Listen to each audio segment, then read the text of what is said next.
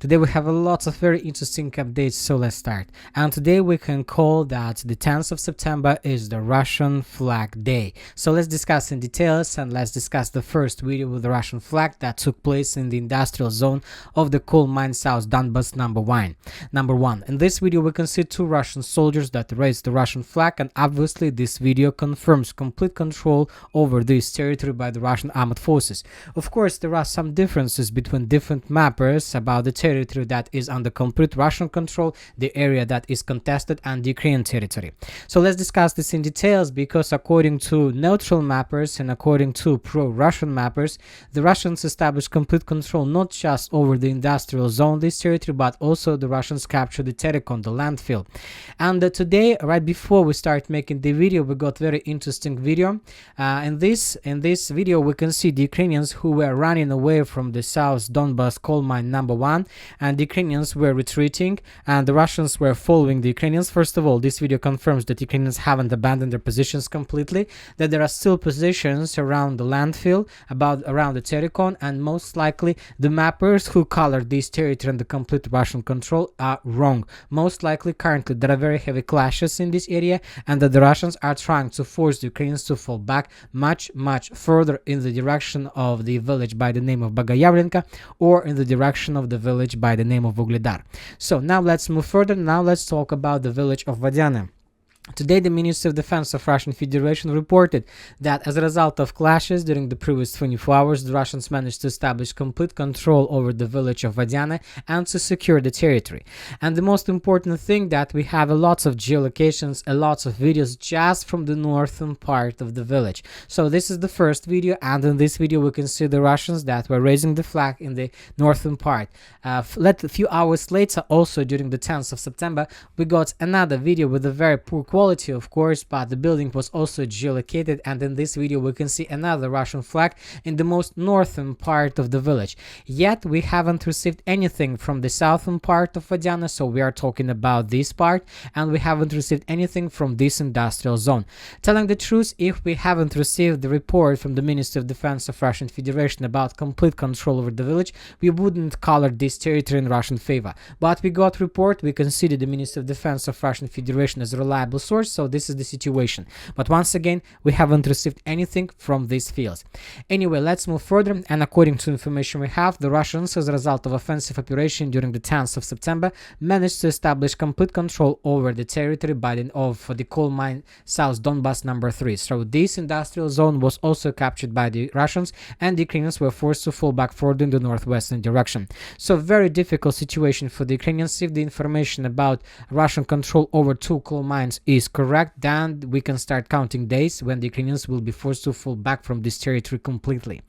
Now let's move further, and let's talk about Krasnogorovka, because this is another stronghold, another city that was captured by the Russians, and we have additional video and the Ministry of Defense report.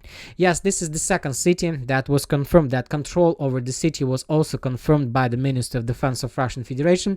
In this video we can see the son of Anarchy, the Russian soldier that was riding on the bike. He was moving, he was heading towards the most northwestern part of the city. Then he took off from the bicycle, he took the Russian flag and established the flag over the most, once again, northwestern building in the area. This is 100% proof, 100% confirmation that the Russians established complete control over this territory, and as you can see, we have adjusted the map in Russian favor. Now the situation is getting very difficult for those Ukrainians who are currently located in between these fields, between the city of Krasnogorovka, Mariinka, Maximilianovka, and Georgievka. Most likely the Russians are planning to create another cauldron in this area as well, but to complete this cauldron, the Russians need to continue moving along the Maximilianovka and to try to get the most western part of the city. If the Russians are able to do this, then the Ukrainians are getting very bad situation. As for the Nivoyska, we understand that the Russians most likely have already completed the operational encirclement. It's not a cauldron, but most likely, if the Ukrainians are not going to abandon their positions during the next few days, they would be encircled 100%. Furthermore, according to pro-Russian sources and neutral sources, the Russians crossed the river in the northwestern part of Krasnogorovka and began clashes, very heavy clashes for these farms. If the Russians are able to take under control these farms, then this is going to be something like the beginning of the final days of this Nivoyskoye cauldron, of the creation of this Nivoyskoye cauldron. Now let's move further and let's talk about the village of Ukraines, the city of Ukraines, yes, the town of Girnik. As you can see, we haven't received anything from this direction. During the previous 72 hours, we've been talking a lot about the Russian attempts to enter the southern part of Ukraine, and we were talking a lot about the Russian attempts to take under control Girnik, but during the 10th of September, we haven't received anything from this direction. The only important videos we received a little bit further in the southeastern direction from the original position. We received a number of Russian FPV drone attacks on Ukrainian vehicles that were moving along main supply roads, and now we see and we understand that the Russians moved their death road. So the main death road used to be on the line between Girnik and Selidova, and now the Russians, as you can see, moved deeper inside of the territory of Ukraine, and the Russians are using one important rule. Where the Russians are moving drones in the same direction, the Russians are planning to move their army. This is the most important tactics that the Russians are using in the Pokrovsk direction. Once again, first the Russians are moving drone deep inside of the territory of Ukraine, and then the Russians are moving soldier towards this or that death road.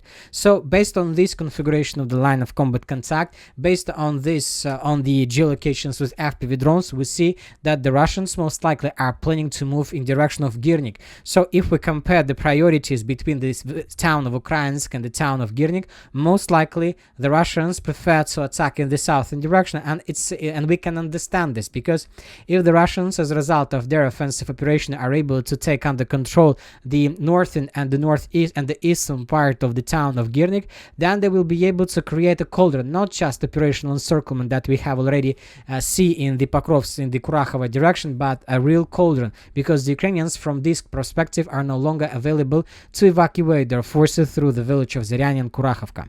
Now let's move further, and we started receiving updates from Selidova. The Ukrainian sources published a lot of videos from the southwestern part of Mikhailovka. In this video we can see the Ukrainian drone that was attacking the Russian forces, and which confirms Russian positions in this area. Based on this video we have adjusted the map and added additional territory under complete Russian control. We are talking about this part.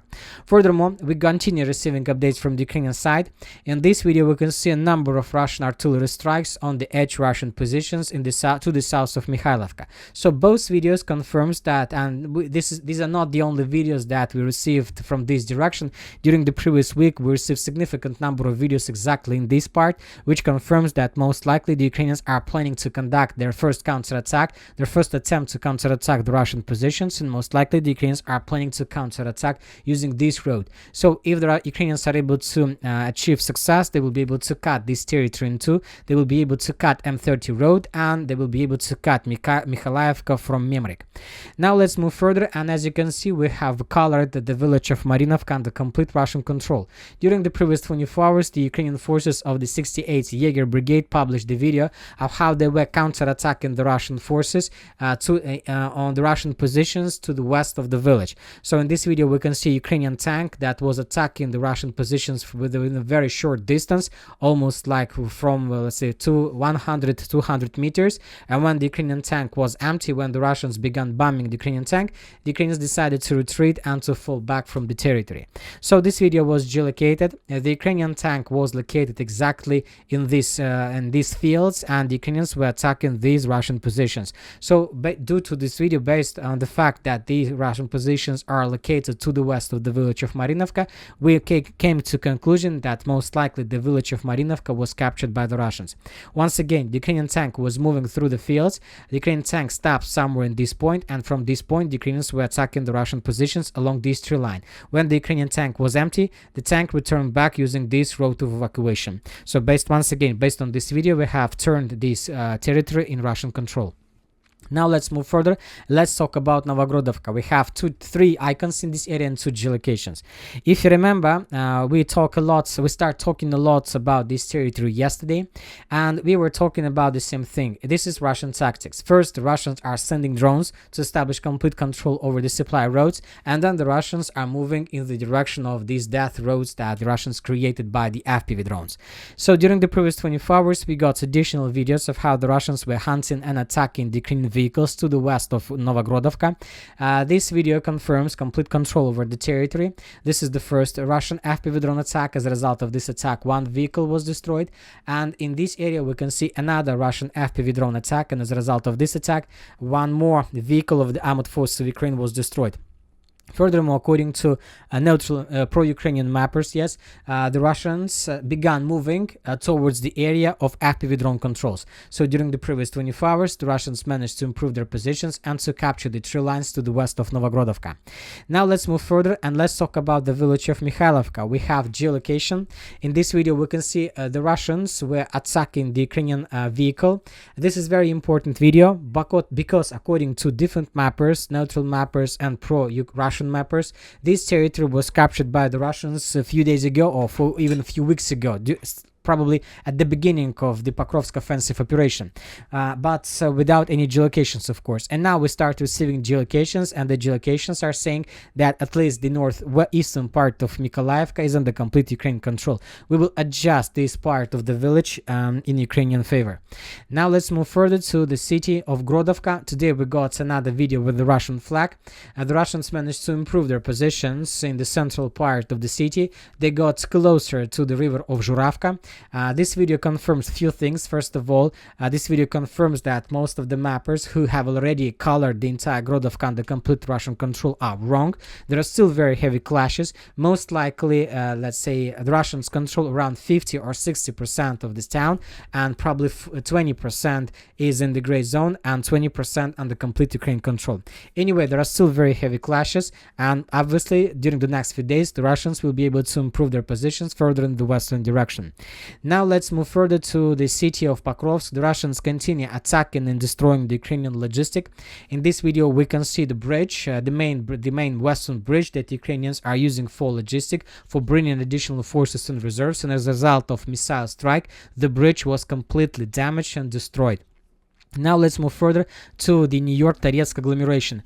As for this direction, we haven't received anything special. The only thing, we got some video from New York itself, and the most important thing is that lots of mappers were using this video to confirm complete Russian control over industrial zone. But the building was geolocated at the end, and as you can see, this building where the Russians raised another Russian flag is very far from the industrial zone. So this video doesn't confirm any control, any progress of the Russian forces. The Russians managed to improve their positions a little bit in this part of New York. Now let's move further and let's talk about Chasiv Yar. We have lots of geolocations and lots of updates from this direction.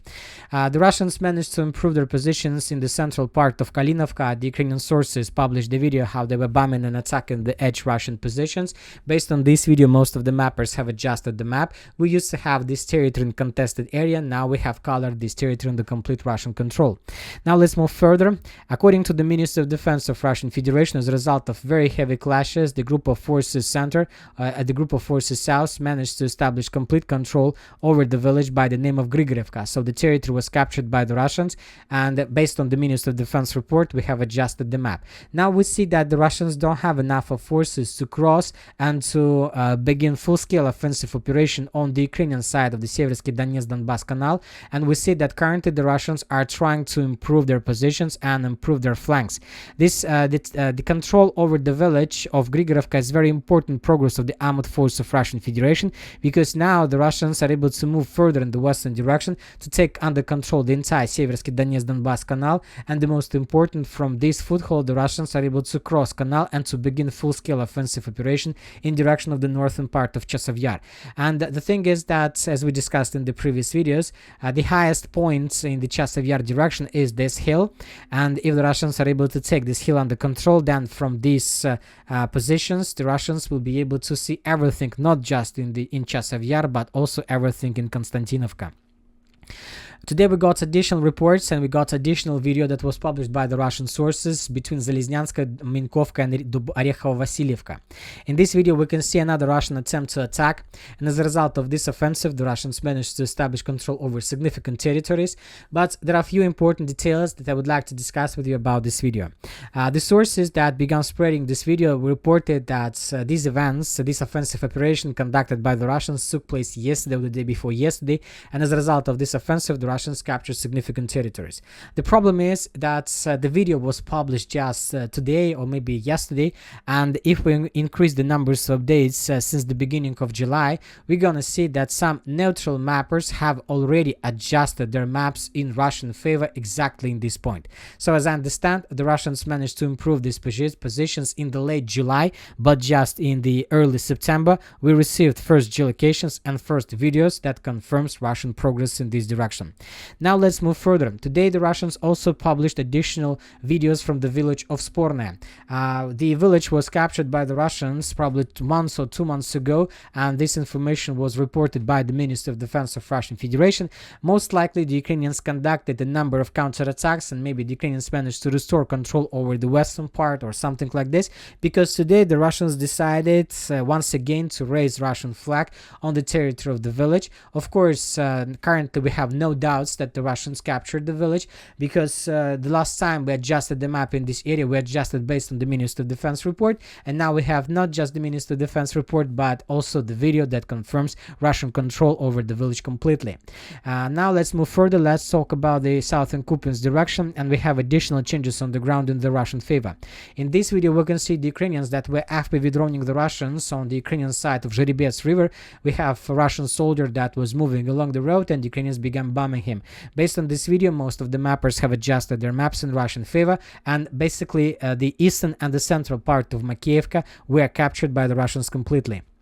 And we have additional changes on the ground to the southeast of Makiivka. In this video we can see another Ukrainian drone drone flamethrower system. The Ukrainians were burning Russian positions. Very terrible weapon. It destroyed positions completely. If when talking about manpower and soldiers, you can let's say avoid and to escape damage, but as for positions, they are reduced to ruins by this drone.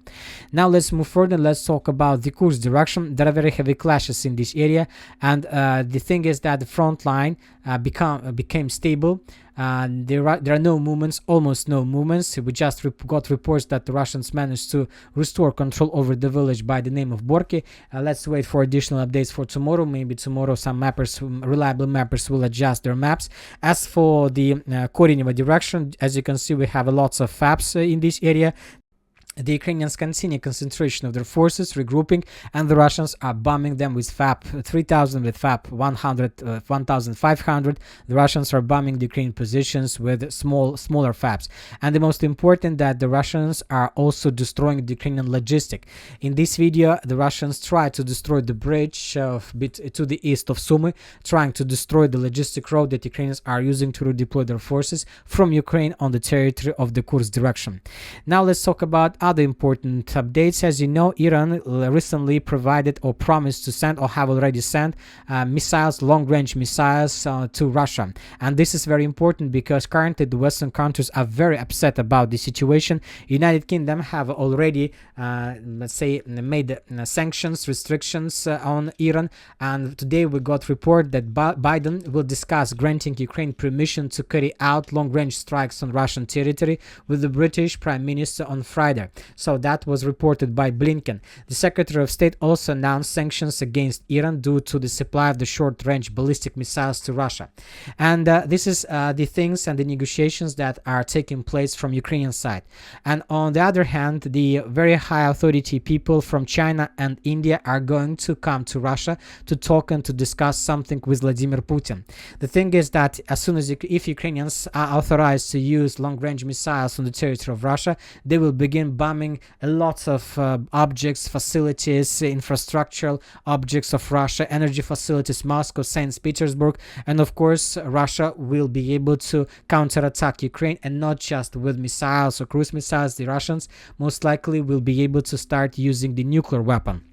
As for the Western countries, they have some concerns about this, and the most important concern is that Russia can use nuclear attack in space that would send giant waves of electromagnetic pulses. This will destroy the satellites in the world, and this is the only thing that scares the Western countries. At least this was reported by different Western media. So now there are negotiations about this. Ukrainians will be authorized to use long-range missiles on the territory of Russia, and the Russians need to respond. And telling the truth, Russians need to respond not to Ukraine in this case. In this case, Russia needs to find an answer to the Western countries. And that's it for today. Military Summary Child reminds we condemn any violence in the world. Thank you for watching. Subscribe to my channel, put your likes, show me Patreon, and have a good day. Bye bye.